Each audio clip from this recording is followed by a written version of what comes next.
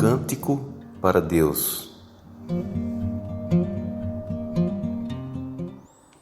Primeiro livro de Crônicas, capítulo 6, versículo 31, diz assim a palavra do Senhor: Estes são os homens a quem Davi encarregou de dirigir os cânticos no templo do Senhor, depois que a arca foi levada para lá.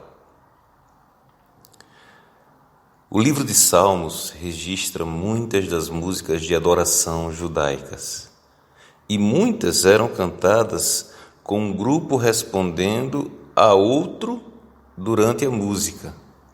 Vários tipos de instrumentos musicais acompanhavam a adoração. Moisés, Miriam e os israelitas cantaram a música ao Senhor, assim como Débora e Baraque, em Juízes 5, também entoaram cânticos ao Senhor. Mas é preciso comparar como a música expressava as emoções do povo enquanto adoravam verdadeiramente a Deus. Ela também, a música, foi fundamental na adoração da igreja primitiva, no início da igreja. Quando os discípulos celebram a primeira ceia do Senhor, eles concluíram a adoração com um hino, entoando um cântico.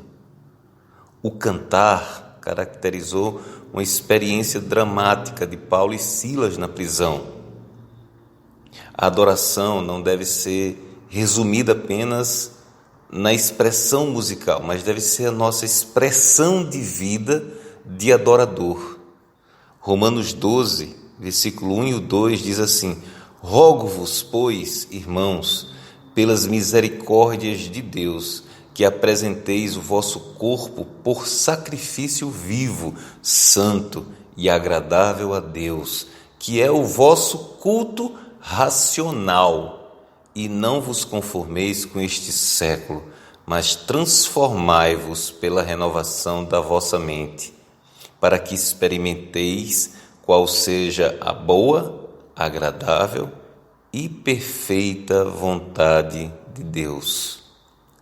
Deus é misericordioso, porque tem nos abençoado com tudo que não merecemos. O Senhor tem nos abençoado principalmente com a sua fidelidade, porque a sua fidelidade é insuperável. Deus é insuperável na sua provisão. Deus é inigualável na sua bondade para conosco. Deus é insuperável na sua misericórdia. Deus é insuperável com a sua palavra que liberta, com a sua palavra que livra, com a sua palavra que gera e faz acontecer. Deus é insuperável no seu poder, na sua força, na sua potência. Deus é inseparável na tranquilidade que nos traz. É preciso entender que a verdadeira adoração é centrada em Deus e não no ser humano. A adoração é reservada, destinada, direcionada, confeccionada somente para Deus. Só Ele é digno de adoração e não os seus servos. A obediência ao Senhor é uma característica básica do adorador, ou melhor, é a característica básica do adorador.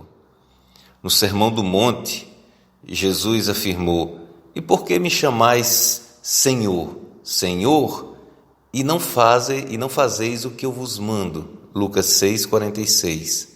Ou seja, o Senhor está dizendo assim: não adianta você fazer coreografia gospel, não adianta você cantar memorizado todos os salmos, ou todos os hinos, ou todos os cânticos da moda do momento, não adianta você fazer aquela coreografia de emoção e de choro e não obedecer a Deus. Não adianta cantar o poder e a perfeição do Senhor sem obedecer aos seus ensinos. Isso não é adoração. Adoração é quando obedecemos. Um verdadeiro adorador obedece e ama servir ao seu Senhor. E faz isso com plena dedicação e faz isso rompendo com o pecado, rompendo com suas próprias vontades e com tudo aquilo que desagrada a Deus. Devemos adorar a Deus porque Ele nos comprou por um alto preço, porque Ele fez e continua fazendo grandes coisas por nós. A verdadeira adoração necessita o reconhecimento dos propósitos de Deus, requer plena obediência à palavra do Senhor, demanda constante comunhão com Deus. Leve outras pessoas a Cristo, porque a verdadeira adoração é reconhecida pelas demais pessoas e pelo próprio Deus, e quando levamos outras pessoas a conhecer a Jesus Cristo. Quer que a sua adoração seja reconhecida pelo Senhor, é só seguir as instruções do próprio Deus. Lá no segundo livro de Crônicas, capítulo 7, versículo 14, texto bastante conhecido, que diz assim: o Senhor, e se o meu povo, que se chama pelo meu nome, se humilhar e orar e buscar a minha face e se converter dos seus maus caminhos, então eu ouvirei dos céus e perdoarei os seus pecados e sararei a sua terra. Que o Senhor encontre uma vida de adorador, uma vida de verdadeira adoração na sua vida, na sua casa, na sua igreja, em nome de Jesus. Amém.